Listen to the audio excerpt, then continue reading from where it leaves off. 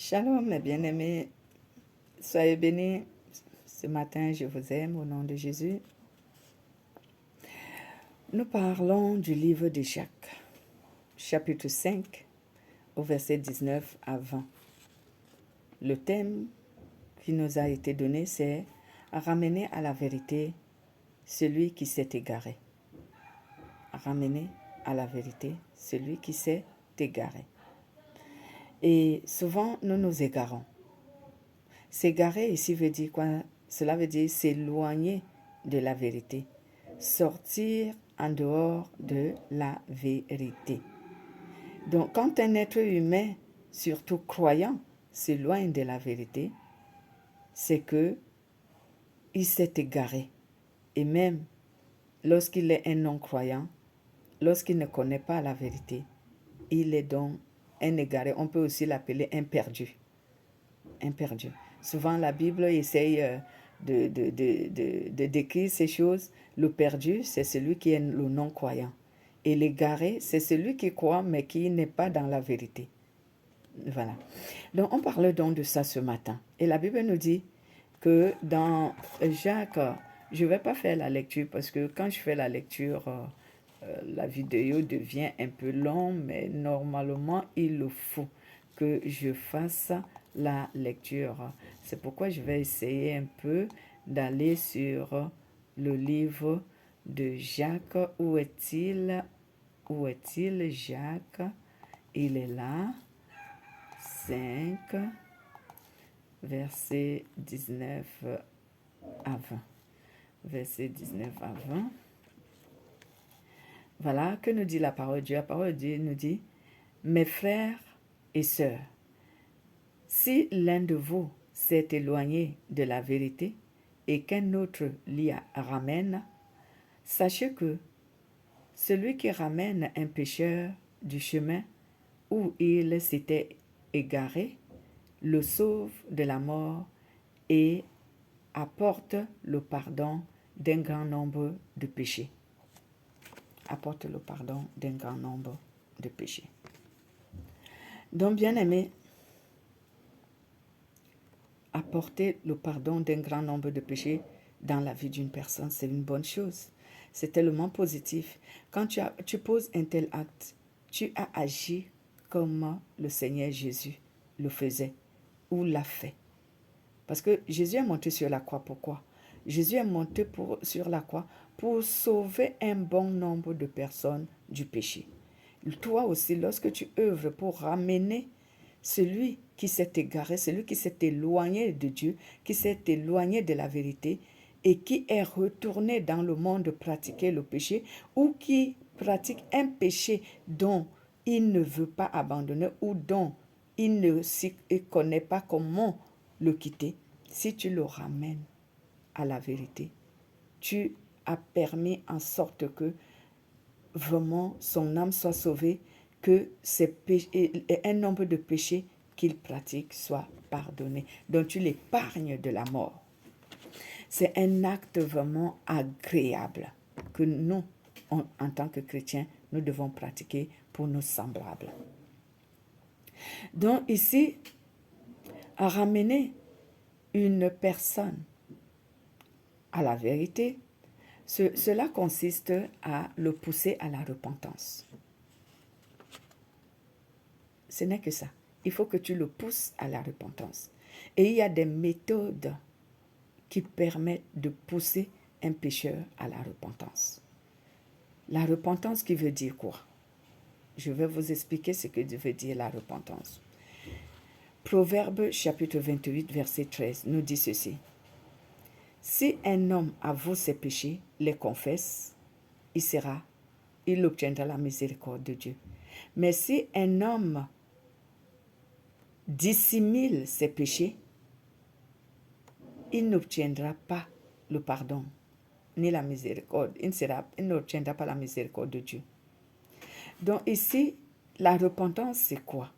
Je vais encore m'expliquer dans ce qui concerne la repentance. Je le fais souvent, mais je le rappelle toujours aux chrétiens parce qu'il y a certains qui tombent sur cette explication pour la première fois et cela peut les aider à comprendre ce que c'est que la repentance. La repentance, bien aimé, ce n'est pas la confession du péché, mais c'est un élément de la repentance. La confession est un élément de la repentance, mais ce n'est pas la repentance. Donc, pour se repentir, on commence par la confession. Donc, on commence d'abord par avouer son péché. Admettre qu'on commet un tel péché. C'est par là que ça commence.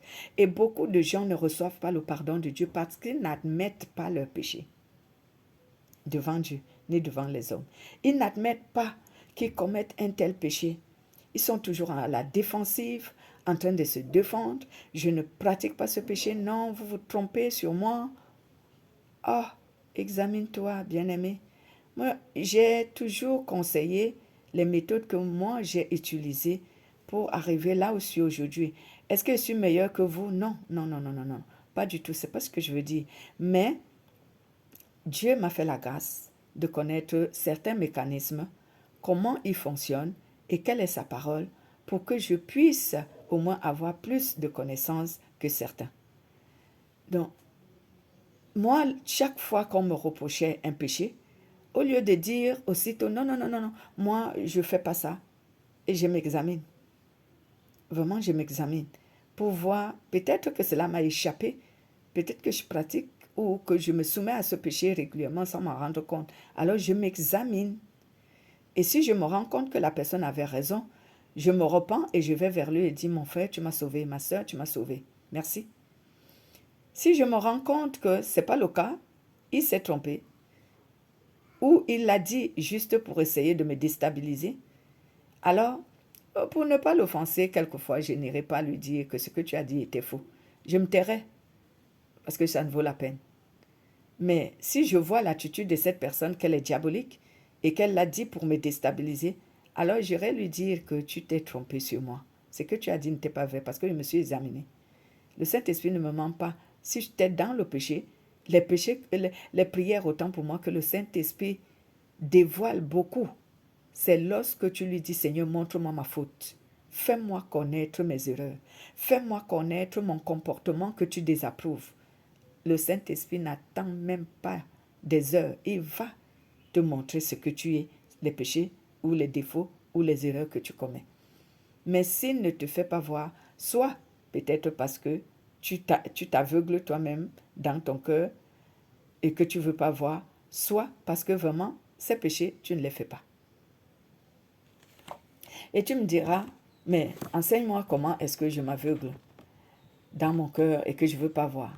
Celui qui ne veut pas voir ses péchés, en fait, c'est celui qui s'illusionne lui-même. C'est celui qui, soit il a honte d'admettre qu'il commet ce péché, soit parce que c'est un péché tellement vilain, parce que les péchés sont vilains. Ah oui, bien-aimé, nos péchés sont vilains. Mais il y a d'autres plus vilains que les d'autres. C'est pour cela que quand un péché est trop vilain, il arrive qu'on a du mal à le confesser. On a même du mal à avouer que nous le pratiquons. Mais je te dirais, n'aie pas honte, parce qu'il n'y a pas d'être humain sur cette terre qui n'ait pas commis un péché honteux. Je dis trop honteux. Plus honteux que tout autre. Il n'y a pas un être humain. Tous, on a franchi la limite. Tous, même moi qui parle aujourd'hui, à un moment donné, j'avais franchi la limite. Les péchés honteux, mais par la grâce de Dieu, Dieu m'a saisi à temps et je m'en suis repenti. Aujourd'hui, je ne pratique plus ce péché-là. Je ne pratique plus ces péchés-là. Donc, voyons donc, bien-aimé, n'aie pas honte. Confesse ton péché. Ou alors, si tu n'as pas le courage, va jeûner et prier. C'est pour cela que Dieu veut qu'on jeûne et prie. Jeûne et prie, dis à Dieu, Seigneur, donne-moi la force d'avouer ce péché. Même à un frère. Et souvent, j'ai enseigné, quand tu veux avouer un péché qui est honteux, pour que tu n'aies plus honte de ce péché, avoue-le à un être humain. Pas à Dieu dans le secret. À Dieu dans le secret, tu auras toujours honte. Avoue-le à un être humain.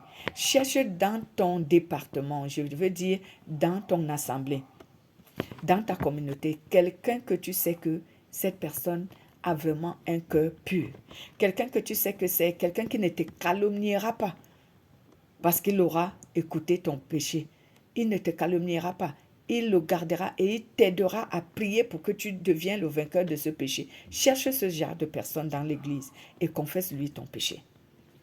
Pour qu'il t'aide à prier pour que, fin de compte, tu deviennes le vainqueur de ce péché, que tu ne le pratiques plus. Et tu verras que ton cœur, tu seras léger, comme si tu avais un fardeau que tu as déchargé. C'est pour cela que Jésus dit, venez à moi, déchargez-vous sur moi. Déchargez-vous de toutes vos fautes, de tous vos lourds fardeaux sur moi. Pierre le dit. Donc ici, ramener donc un frère ou une sœur sur la voie dont il s'est égaré, c'est le pousser à la repentance. Donc il faut tout faire pour le pousser à la repentance. Et pour pousser un être humain à la repentance, il faut manifester l'amour. Il faut que tu aies vraiment une bonne dose d'amour dans ton cœur pour cette personne. Mais est-ce que l'amour ne manifeste que de manière douce? Pas toujours. Ça dépend. Moi, je vous donnerai par exemple des exemples que j'ai l'habitude d'utiliser. Je manifeste la douceur quand je veux pousser une personne ou un chrétien à la repentance, lorsque pour moi, ce chrétien est un nouveau converti. Qu'est-ce que je considère de nouveau converti? Excusez-moi, je suis un peu dure souvent. Un nouveau converti pour moi, c'est quelqu'un qui a déjà fait 6 mois, 1 an. Je donne à la limite 3 ans. C'est pour ça que je disais que je suis un peu dure. Je donne à la limite 3 ans. Pour moi, lorsque tu commences à avoir 4 ans en Christ, 5 ans en Christ, et que tu commets toujours les péchés dont la parole de Dieu attire ton attention pour que tu abandonnes, à ce moment, moi, je ne te pousse plus à la repentance de manière douce. J'utilise les méthodes fortes que Jésus dit dans sa parole, dans le livre de Hébreux. Je reprends, je corrige et je châtie celui que j'aime. Donc cette fois-ci, je ne vais plus te parler avec douceur. Je vais te parler avec beaucoup plus de rigueur. Parce que pour ma part, quelqu'un qui a 4 ans, 5 ans en Christ et qui ne fait que commettre des péchés dont il devrait déjà vaincre, il n'a pas la volonté de les quitter. Pour ma part, c'est mon jugement. Vous pouvez juger d'une autre manière. C'est pourquoi on dit souvent que je suis légaliste. Mais je ne crois pas que je sois légaliste. Je pense que je suis quelqu'un qui est très droit. C'est la parole de Dieu qui est légaliste. Et les gens disent, la parole de Dieu n'est pas légaliste, non. Juste parce qu'on veut, ils veulent qu'on continue à les caresser dans leur péché. Mais dis-moi, si on continue à te caresser dans ton péché, tu vas te repentir quand? Vraiment, la vraie repentance, tu les auras quand? Tu vaincras tes péchés quand? Si chaque fois on te prêche l'amour douce, l'amour douce. J'ai souvent dit aux gens, excusez-moi, j'ai toujours dit aux humains, Dieu, il est amour, mais Dieu aussi est un Dieu de colère. Vous n'avez jamais vu la colère de Dieu? Allez lire la Bible. Dieu est aussi un Dieu de colère. Il n'est pas seulement un Dieu d'amour, mais la colère aussi. C'est un être, non? Tous les êtres se mettent en colère. Alors, pourquoi pensez-vous que Dieu ne vous parlera pas avec beaucoup plus de rigueur, juste parce qu'il est un Dieu d'amour? C'est faux. Vos prédications là qui caressent les gens, quelqu'un a déjà 10 ans en Christ, il pratique le même péché qu'il ne veut jamais abandonner et vous êtes toujours là en train de le bercer. Vous ne lui rendez pas service du tout. Ce n'est pas de l'amour, c'est plutôt de l'égoïsme. Je m'en fiche. Il va en enfer, c'est son problème. En tout cas, il est libre. Non, non, non, non. Il faut pousser le frère, la sœur à se repentir. L'amour ne consiste pas seulement à la douceur. L'amour consiste aussi à châtier, à corriger et à reprendre. Dieu même le dit, je corrige, je reprends et je châtie celui que j'aime. Dieu châtie son peuple et nous sommes son peuple. Quand ça ne va pas, il doit être rigoureux envers nous. Donc, je suis contre ceux qui disent que il faut toujours pratiquer l'amour douce. Non. on pratique l'amour douce pour une certaine catégorie de personnes. Et ça dépend aussi de son état d'âme.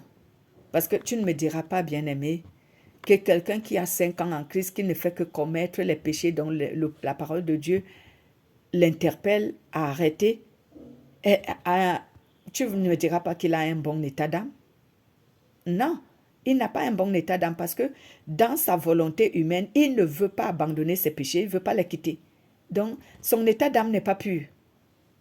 Même si il exerce dans l'église, même si il donne la dîme, même d'abord, sa dîme ne sera pas agréée. L'avez-vous appris?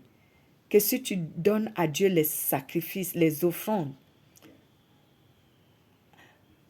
en étant impur, il ne les agrée pas.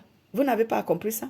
Mais allez lire Samuel, le livre de Samuel, l'histoire du roi Saoul, qui donnait des offrandes à Dieu en étant impur. Il n'écoutait jamais ce que Dieu lui disait. Il désobéissait à la parole de Dieu. Et c'est les offrandes qu'il savait à donner à Dieu comme si Dieu était un être qu'on devait corrompre. Lorsque tu viens donner à Dieu des choses, des offrandes et tout, en étant dans le péché, tu ne veux pas changer, tu ne veux pas te sanctifier, c'est que tu veux corrompre Dieu, mais Dieu n'est pas un être à corrompre. On ne corrompt pas Dieu. C'est pour ça que certaines personnes font les dons à l'église, ils donnent tellement l'argent à l'église, mais ils ne sont pas récompensés, ils ne sont pas remerciés, ils ne reçoivent pas le merci de Dieu juste parce qu'ils le donnent avec un état d'âme impur. Ils sont impurs. Dieu n'a pas agréé les offrandes de Saoul. Malgré qu'il a gardé les veaux, les machins pour donner à Dieu, Dieu a dit, je m'en fiche de tes veaux. Je ne les agrée pas. Et c'est pareil pour certaines personnes. Est-ce que je prêche qu'il ne faut pas donner les offrandes ou les dîmes ou les dons? Non, il faut les donner parce que c'est important pour l'Église. Mais les pasteurs qui ne se contentent que de ça et qui ne se contentent pas de l'état d'âme d'un chrétien sont des satanistes. Excusez-moi du terme. Mais oui, ils sont des satanistes parce qu'ils veulent vous envoyer en enfer. Vous allez vous retrouver en enfer et vous direz à Dieu, moi j'ai soutenu l'église, financièrement Dieu va te dire, oui, tu as soutenu le pasteur. Oui, tu as soutenu le pasteur, tu n'as pas soutenu l'église. Parce que si tu soutenais l'église, tu commençais par moi, c'est moi l'église, c'est moi qui suis la tête de l'église, le chef de l'église. Tu commençais par d'abord m'obéir et maintenant tes biens du monde, tu les donnais à l'église pour aider les autres. Mais moi, tu m'ignorais et tu croyais qu'en donnant les biens à l'église, cela va te donner une place dans mon royaume. C'est pourquoi Jésus dira à certaines personnes, je ne te connais pas, comme il dit dans les livres de l'Évangile, je ne te connais pas. Et les gens seront étonnés. Mais ils seront étonnés juste parce qu'ils n'ont pas voulu suivre la vérité. Beaucoup fuient la vérité aujourd'hui. Quand on les prêche dans une église, la vérité, ils fuient parce que ce qui les plaît, c'est le mensonge. Ils aiment lorsqu'on les caresse, on les dit ce qu'ils veulent entendre. Tu es dans le péché et on te dit, oh, tu seras béni. Est-ce que je dis que Dieu ne bénit pas ceux du monde? Si. Il est béni, ils sont dans le péché. Mais toi, ce n'est pas ta condition de vie. C'est pas ce que Dieu veut de toi. Si tu veux être béni en étant dans le péché, reste païen. Ne te convertis pas. Ne viens pas à l'église remplir le nombre pour qu'on dise que cette église est une église nombreuse, une église grande, comme aujourd'hui une église nombreuse est devenue une grande église. Non, une grande église devant Dieu, c'est celle qui est dans la vérité. Même si elle a 2 personnes, elle est la plus grande. C'est ce que Jésus a dit, non? Quand les apôtres l'ont demandé, qui est le plus grand parmi vous? Si vous voulez être le plus grand parmi vos frères, soyez leurs serviteurs et obéissez à la volonté de Dieu. On n'est pas le plus grand parce qu'on est nombreux. On est le plus grand parce qu'on est conduit par l'Esprit de Dieu et dans toute la vérité. Donc, bien-aimé, pousse donc ton frère, ta sœur, à la repentance. Si elle est une nouvelle convertie ou il est un nouvel converti, alors il ne connaît pas encore assez la vérité. Donc, aménage-le avec amour et douceur. Mais lorsque c'est un vieux converti ou alors un vieux qui est présent dans l'église depuis plus de 5 ans, 4 ans et tout, bien aimé, arrête de l'aménager avec douceur. Dis-lui la vérité. S'il se fâche et qu'il sort de l'église, c'est qu'il n'était pas prêt à se convertir. Mais s'il est vraiment prêt tu l'auras réveillé de son sommeil. Peut-être qu'il sommeillait et qu'il ne savait pas qu'il faut que vraiment je me prenne en main au moyen de la parole de Dieu pour être en conformité avec le Saint-Esprit. Alors il se ressaisira et il se repentira. Voici comment on se suit. L'apôtre Paul dit, toujours dans le livre d'Hébreux, il dit à ceux qui étaient avec lui que vous qui étiez censés devenir des maîtres, vous êtes toujours des bébés. Vous aimez toujours qu'on vous donne le lait au lieu de la nourriture solide. La nourriture solide, c'est la vérité. Et le lait, c'est la parole qui pousse à la conversion. C'est ça qu'on appelle le lait. La parole qui pousse quelqu'un à la conversion. Je vais donner un exemple. Oh, Jésus t'aime. Jésus est mort sur la croix pour toi. Ne t'inquiète pas. Il va résoudre tes problèmes. Si tu as les problèmes, confie-toi à Jésus. Aie seulement la foi et Jésus va te sauver. Ne t'inquiète pas, bien-aimé. Jésus t'aime. Nous t'aimons. Viens en Christ. Prie seulement et tu obtiendras ce que tu veux. C'est ça le lait. Le lait est une chose qui nous caresse. Elle est sucrée, non? Tout le monde aime le lait.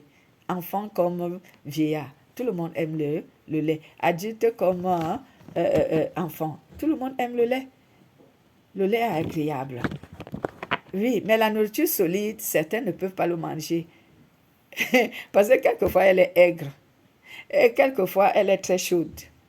Et quelquefois, elle n'a même pas un bon goût. Ça, c'est la nourriture solide. C'est la parole qui sanctifie. Donc, quand tu deviens un adulte, cela veut dire quelqu'un qui a déjà quand même un certain nombre d'années en Christ. Il faut quand même que tu puisses accepter la parole solide. Si tu n'acceptes pas la parole solide et que tu te fâches parce qu'on te la prête, c'est que tu n'es pas prête à te convertir. Allez, fous le camp. Sors de l'église. Reconvertis-toi. Retourne. Tu es un païen à l'église. Tu n'es pas un vrai chrétien. Excusez-moi du terme. Tu n'es pas un chrétien. Tu es un païen dans l'église de Jésus. Sors. Retourne faire ta vie de païen. Quand tu seras prêt à te convertir, alors reviens. Alors reviens à Christ. Mais aujourd'hui, les gens sont là. Oh non, cette parole, elle est tellement dure. C'est pas non. Mais oui, que veux-tu? Hein? Ils sont tellement légalistes. La parole de Dieu est légaliste. Hein? C'est pas moi qui ai écrit la Bible. Je n'ai même pas pu l'interpréter, je n'étais même pas là. Ceux qui l'ont écrite, ce n'est pas parce que les gens aujourd'hui prennent les Saintes Écritures, ils l'interprètent à la manière qui vous plaise. Et vous croyez qu'ils vous disent la vérité. Ils sont en train de vous berner. Des années, imaginez-vous que si tu reçois la parole solide, je prends un exemple, tu es un chrétien qui pratique la pornographie, le mensonge, la prostitution, l'idolâtrie et tout autre péché. Tu crois que si on te prêche la parole solide, en une année, tu ne vas pas prendre conscience qu'il faut que j'arrête? Tu as deux solutions. Soit tu arrêtes, soit tu quittes l'église là. Et oui, parce que tu ne vas pas supporter qu'on te rabâche les oreilles tous les jours avec la parole qui te dit arrête, arrête, arrête la criminalité, arrête la drogue, arrête la prostitution, arrête le mensonge, arrête la pornographie, arrête tout ça. Tu ne vas pas te laisser rabâcher les oreilles tout le temps si tu n'as pas envie. Tu vas quitter l'église.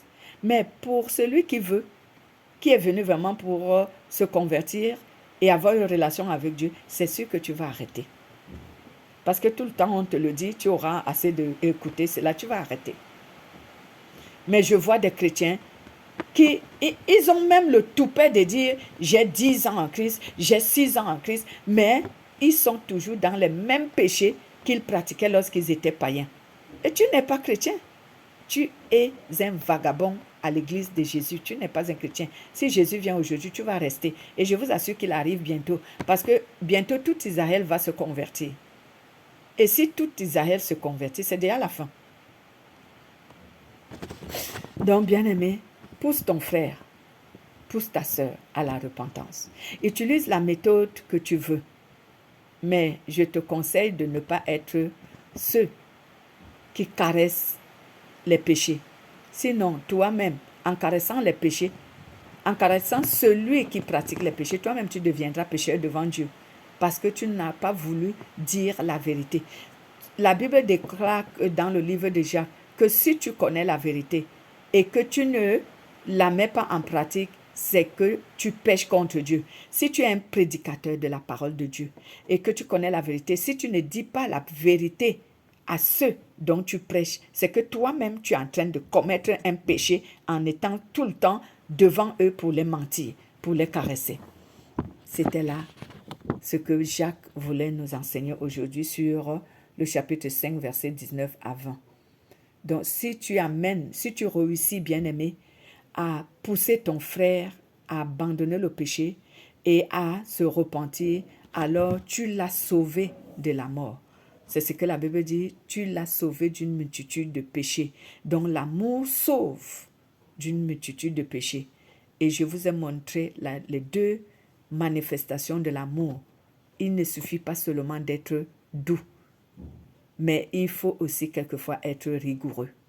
Soyez bénis et passez bon dimanche. Je vous en prie, abonnez-vous, même si je suis rigoureux dans la parole, c'est pour votre bien. Je vous aime.